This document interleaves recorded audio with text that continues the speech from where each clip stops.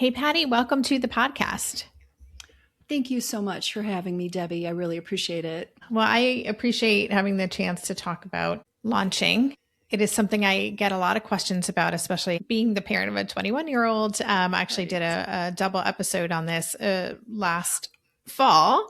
I heard it. Yeah, it was good. And there's so much more to talk about, but I really appreciate that you've created a resource that's really to help parents navigate this time, which can be really tricky and complicated. So as a way to start our conversation, would you take a few minutes and just give us a little bit more info about who you are in the world and why you came to be doing this work and supporting parents with their neurodivergent kids launch? Sure.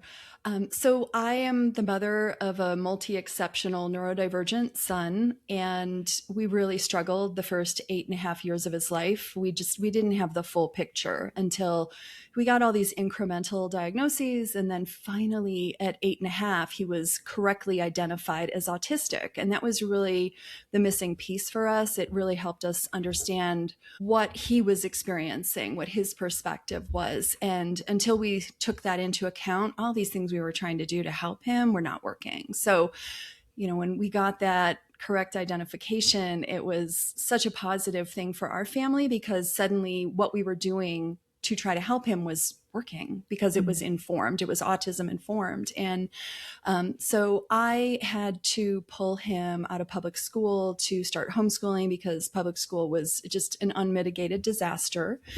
And I had been researching for years prior to that how to teach someone who is dyslexic, dysgraphic, dyscalculic.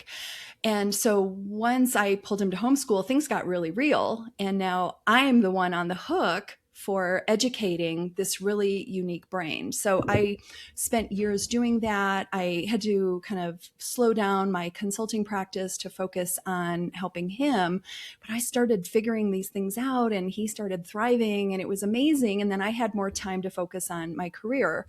At a certain point, I decided that I didn't want to do sales development consulting anymore. And I was looking for something else early in the pandemic and considered going back to school to become a mental health therapist specializing in autism. But when I looked at the reality of what that was going to cost and how long it would take, I was interviewing other mental health therapists who specialized in autism. And one of them said to me, she was like, why do you want to start over at your age? Like, why don't you just, go to Boston, talk to AA&E, do their life map coach training and become an autism life coach? And I was like, I don't know what any of those words mean. I need you to break that down for me. I was like, I have no idea what you're talking about. And so she explained that if I had had this training today, she had clients she could refer to me. And I thought, well, that's compelling. Mm-hmm. So I started looking into it and realized that coaching autistic adults could potentially be a better fit for my personality. And so I looked into it. I pursued it. I hung a shingle about 4 years ago, started coaching autistic adults. And then because most of the time I coached someone, it was their parent funding the coaching, I was talking to lots of parents of adults. And I really miscalculated. I thought these parents had had these children longer than my son had been alive. And I assumed they had figured out all the things that I had figured out during those really difficult years. But I realized that they were isolated, they were confused, they were feeling a lot of shame as parents, and they didn't know what to do or where to go. And so eventually, one of the parents asked if I could coach her directly. And I was like, I never considered doing this, but she was like, I want you to coach my 29-year-old daughter, but she won't consider it. So I want you to tell me what you would do in our situation. And so I did, and it just kind of snowballed from there. And I started coaching lots of parents. And then I was able to take all of these things I had learned and put them into a framework that I was able to teach parents so they could go off and kind of make their own decisions in the moment on what to do and how to respond. And it's been really successful. That's great. It's such an important resource. And I imagine there aren't many people out there doing the work that you're doing. So let's talk just to kind of create some containers, if you will, for this conversation. So first of all, Your book is called Parenting for Independence, Overcoming Failure to Launch an Autistic Emerging Adult. So you mentioned in this example that you just shared, the autistic adult was 29 and you were working Right. with a parent. So when you think about emerging adulthood, what are we talking about? Yeah, that's a great question, Debbie. I would say anywhere from 16, 17 to probably 35. That's the age range of the parents I tend to work with. But I'm working right now with a family who has a 42-year-old. She went off and became a college professor and was very successful for a number of years. And then I don't know what the details were of her situation, but she lost her job and now she's moved back in with these parents who are like, this is not working. This is Mm-hmm. not going to work. Mm-hmm. So, yeah, Mm-hmm. I would Okay. say probably 16, 17 to about 35 Yeah. typically. And I was lucky enough to see your book in advance and I actually blurbed it because and I get asked to blurb a lot of books, but I really felt this was such an important addition to what exists to support parents who are really trying to navigate a path where there really isn't one, right? Right.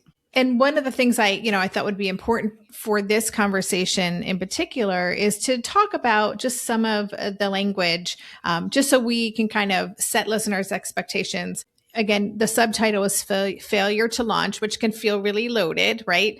Right. That term. And then I also want to break down independence. So let's talk about this idea of failure to launch. And you said you had to think long and hard about whether or not to include that in the subtitle of your book. So Right. talk to us about what you mean by that and what you were thinking about as When you I were deciding this that. really needs to be in there. Yeah. Yeah, it's such a great question. I put so much time into thinking about this title, and I even had early readers question, do you really want to include that in the title? And I said, I'm uncomfortable with the term. I know other people are uncomfortable with the term. I said, but give me another option. I want to make sure that I'm attracting the right readers, that they will understand what they're going to get out of this book. And they and I could not come up with an alternative term. So that's how we settled on that. And it's a term that is something that someone might Google, something they might type into Google when they're looking for information. My son is stuck in their bedroom. My child dropped out of college and moved back home. Like, those are not things that people type into Google necessarily. Maybe AI search, but they're not typing that into Google. And so I needed to use a title that would attract the right readers and give them information on what they can expect to get out of the book. So as I'm uncomfortable even just talking about it, but that was the reasoning behind it. And then independence, I know, is also really a complex and loaded term in our community for so many reasons. And, I work with a wide range of clients, and one of the most difficult scenarios I work with is parents who have a child who is refusing any sort of help, and they have internalized the idea, I'm 18, I'm an adult, I should do everything on my own, and that black and white thinking that we often see in this population. And, what I tell the parents and what I recommend they tell their adult child is, no one was meant to do life alone. No, nobody on this planet was meant to do life alone. Even, a CEO who we culturally look at as one of the most successful examples of adulthood, that CEO does very little by themselves. They have a whole team at work, and there's probably a team at home assisting that CEO. And the other kind of fraught concept around independence is that our kids may or may not achieve a level of independence or a type of independence that looks like what we as parents have achieved. And sometimes I need to talk with parents about this, that if you are pushing your child towards something that looks like the independence that you have yourself, you may be setting yourself and your child up for, failure, because it may not be what they can achieve. It maybe a situation where, and I see this quite frequently, where they can either work full time professionally or they can take care of their day-to-day living, but they can't do both. Or Mm-hmm. maybe it may be a temporary situations. Like I'm thinking of one young man who's in college.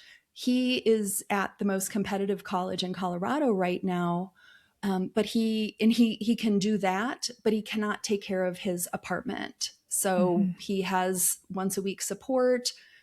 His mom comes and makes sure he has nutritious food, that he has clean clothes, just like a, physical check-in once a week. And he asked for this, which is very important. Wow. Parents cannot be, he recognized that he was struggling and actually gave his mom permission for this once a week check-in. So that it's an agreement they have in advance. And with this little bit of support, he's able to be successful at what he wants to do. Even the term independence is interpreted often in one way, right? We think of independence means you're living independently. You don't need help from anybody else. You're taking care of your rent and your medication and your insurance and you're fully, and as you said, that's not how most people live, right? And we all are interdependent, right? We all rely on a team, right? To be able to live. Absolutely. Yeah. Positive interdependence is what I tell my parent clients. You are striving for positive interdependence, whatever that looks like for your child. And, and I use myself as an example. I'm really good at a lot of things, and I've been, very independent for a long time, but I have no mechanical ability whatsoever. And if I had not married my husband, who is very mechanical, I would be spending thousands of dollars a year on IT support. Even though I'm very technical, I would still be spending thousands of dollars on IT support and mechanic support and changing the oil and recognizing the truck needs maintenance. And, without my husband, I would be lost in that area of my life. So, unfortunately, I think there's some shame around needing that kind of support in certain areas of life. And that's really unfortunate. That's really unfortunate because sometimes it just takes a little bit. Like this mom once a week checks in at her son's apartment. They have this prearranged agreement. I will look for this, this, and this. I will help with this, this, and this. And it enables him to achieve his goals for his life.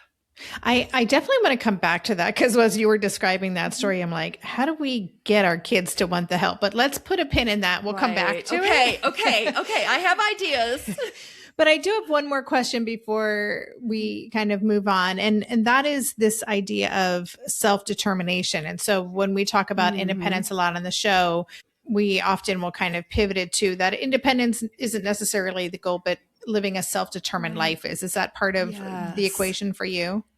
Absolutely. Absolutely. I don't get into detail in the book about self-determination theory, but I do talk about it more in my Parenting for Independence group coaching program.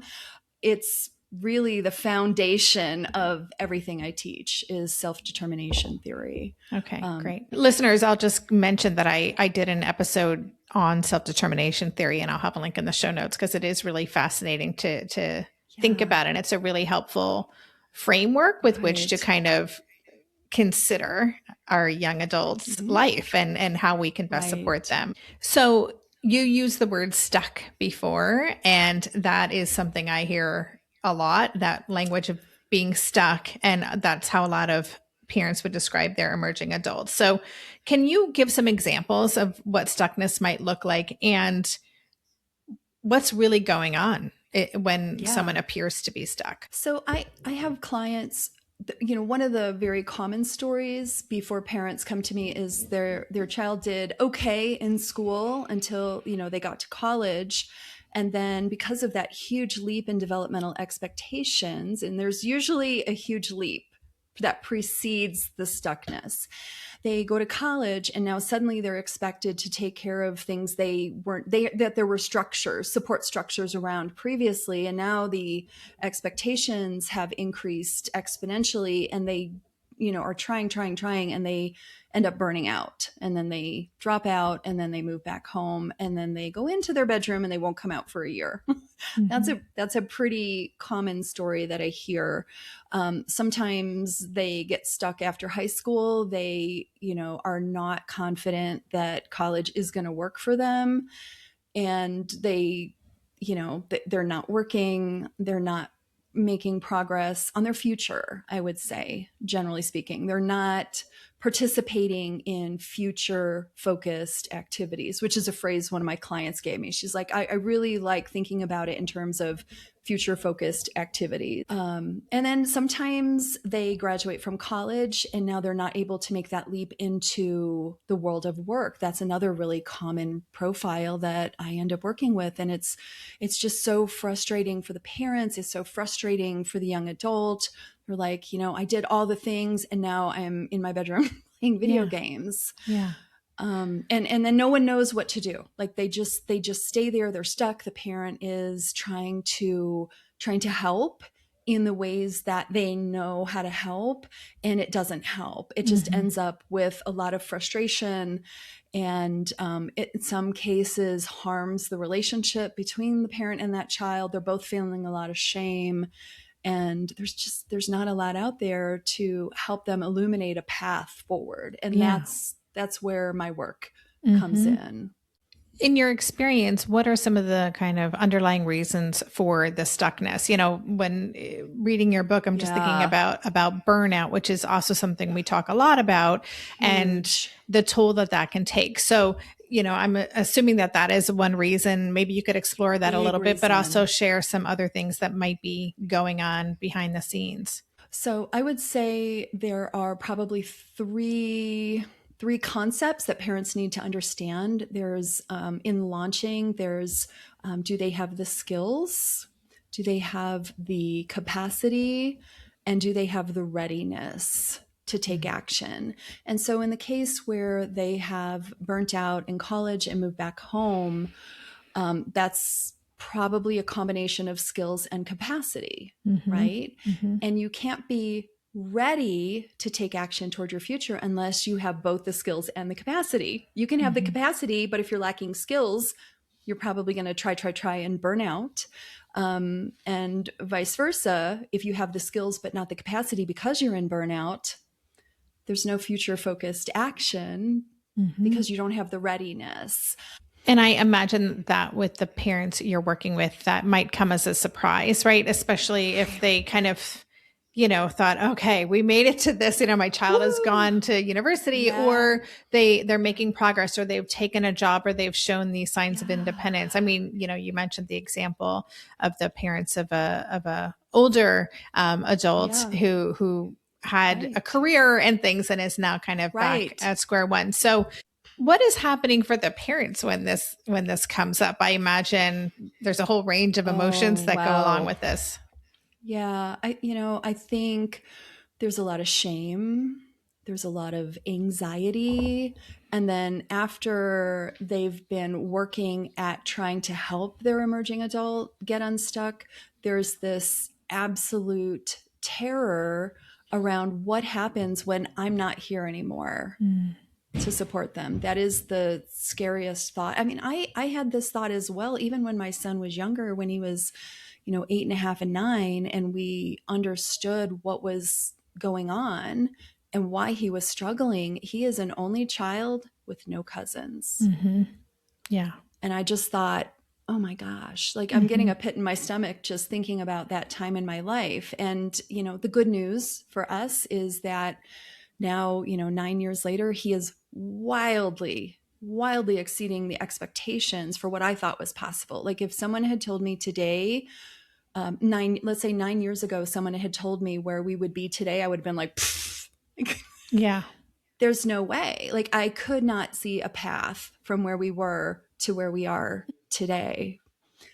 And so I understand that when parents come to me and they're just, really feeling quite hopeless and anxious and frustrated, I get it. Yeah.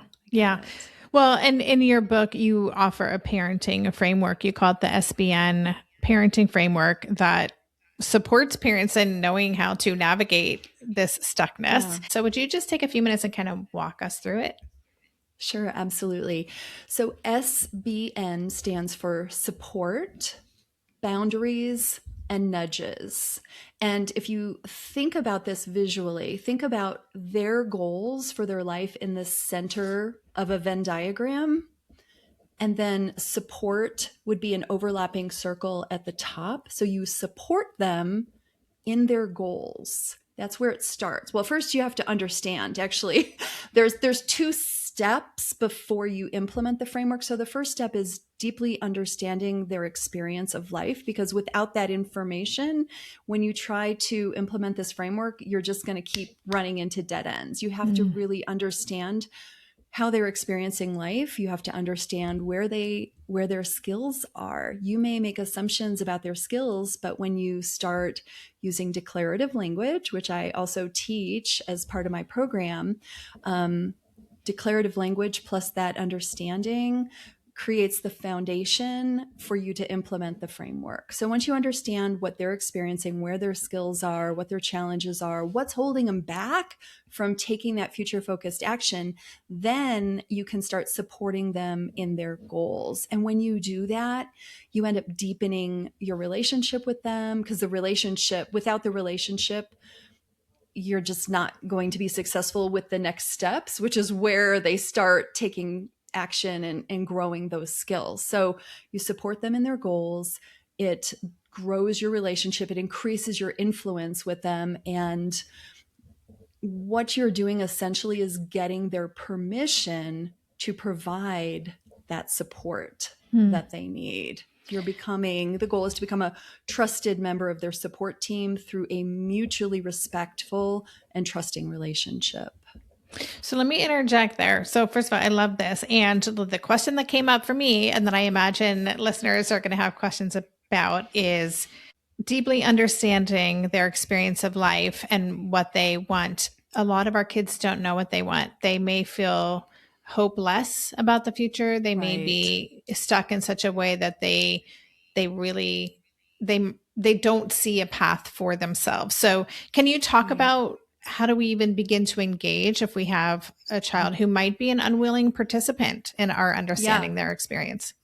Absolutely. Absolutely. So when I take parents through this process, they're working toward understanding the relationship. And there are absolutely situations where that emerging adult does not have goals. So then I have a whole other section of my program where I teach parents what might be going on for them to not have those goals. So then that would be kind of your detour step. Right? Instead of going to boundaries and nudges, your next step is identifying why they don't have goals. And there's a few different reasons that I typically see. They are so burnt out or struggling with mental health challenges. It's like if you're drowning in the ocean and I'm on a boat and I, start yelling at you, where do you want to be in 5 years? Yeah. They're going to be like, just throw me the life preserver. I don't, who cares? Right. So if that is the situation that you discover through this questioning and understanding what's going on, then your next step is clear. You're getting them the help. Either they're in recovery from burnout or dealing with the mental health challenges.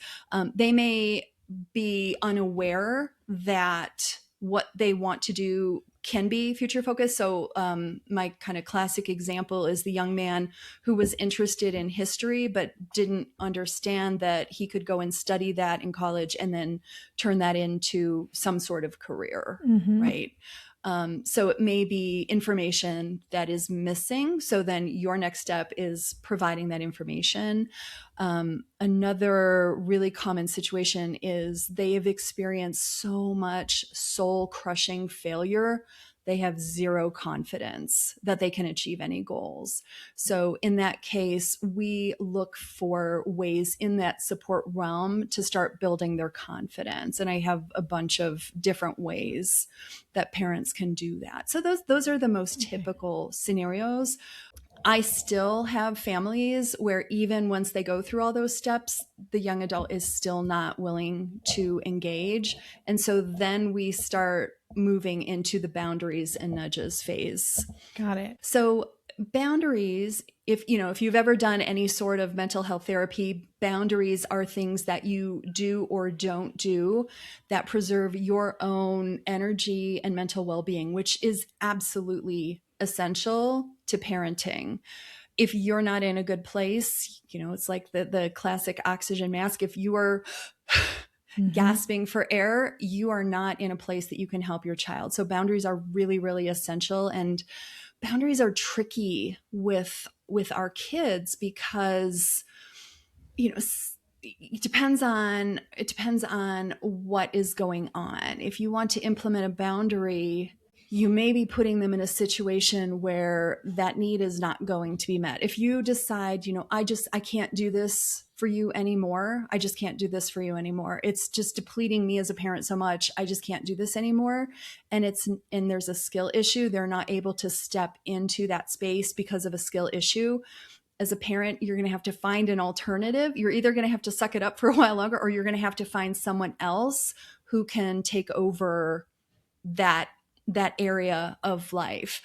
It could be, if you're fortunate enough to have a spouse who can step in. My husband and I are great at tagging in and out when we are lacking our own capacity. It might mean hiring a professional to step in. But boundaries are super, super tricky, but they're absolutely essential. So when you implement a boundary, so you either communicate what you're going to start doing or stop doing, your child is going to resist because this is a change. You're changing the rules, right? And they have been benefiting from an area in which you did not previously have a boundary. They've been benefiting in some way. And when you implement that boundary, they are going to resist. And that can look like any number of scenarios. They may shut down, they may melt down, they may just not play ball.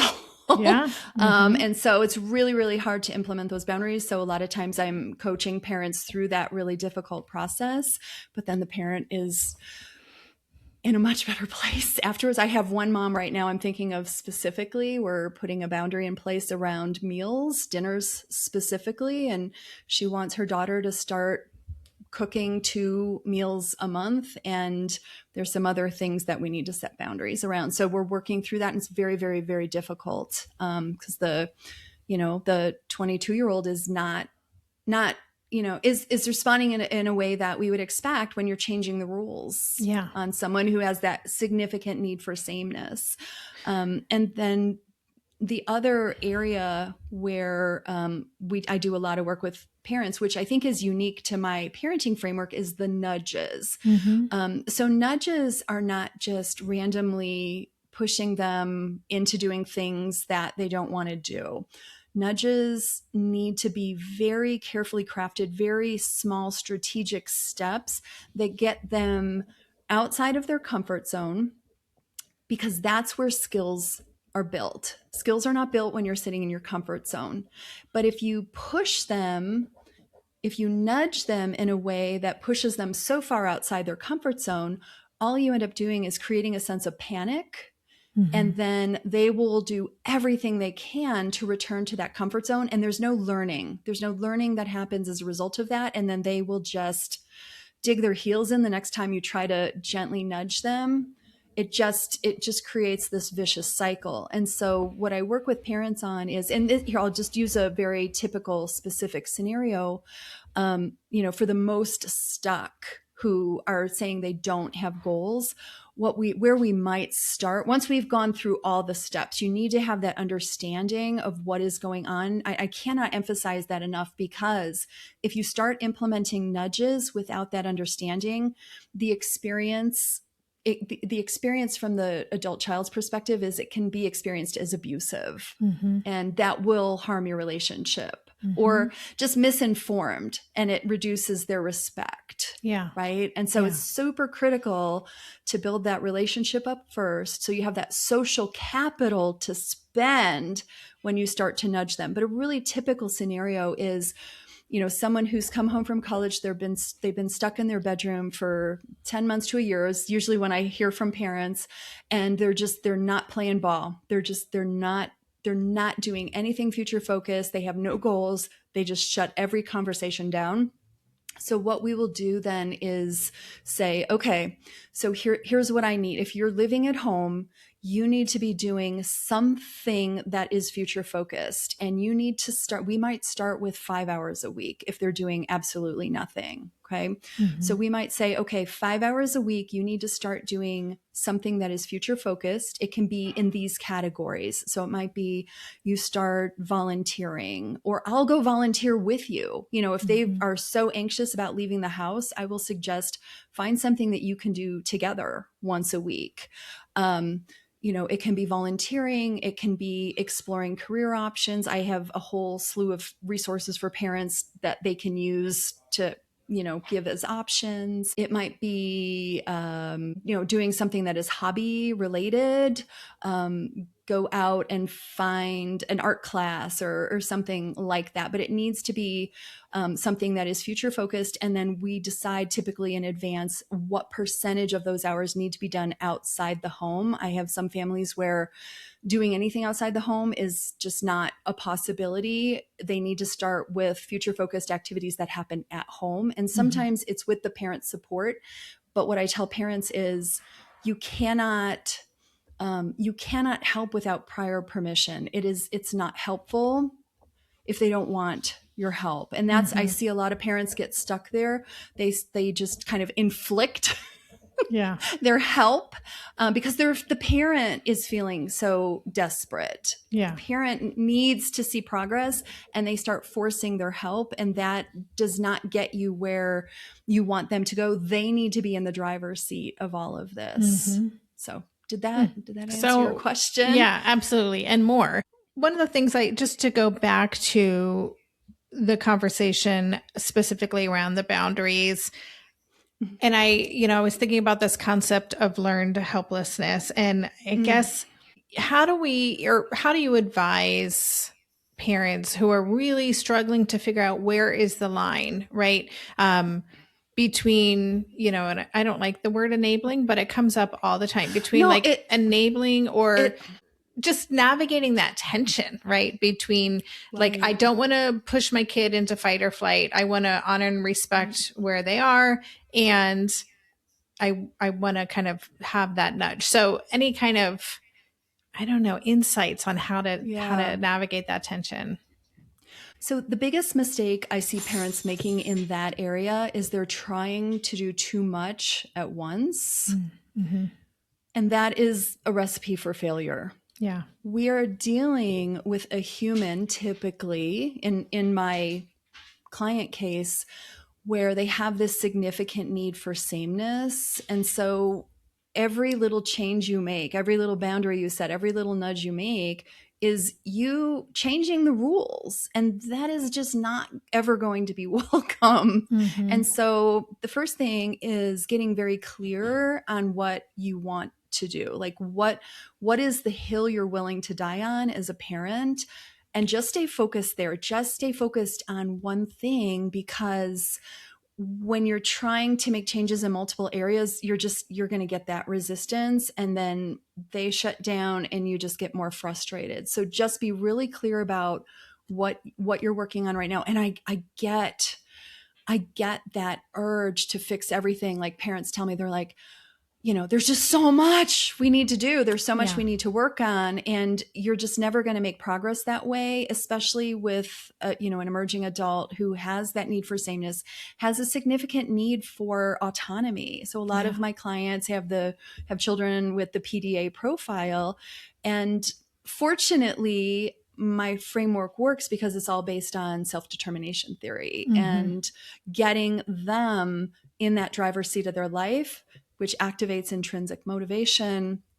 And you're only helping with prior permission to keep them in that driver's seat. So I would just say, get very clear about what one thing you're working on at a time, and just be very cognizant that no matter what you do, you have to keep them in the driver's seat.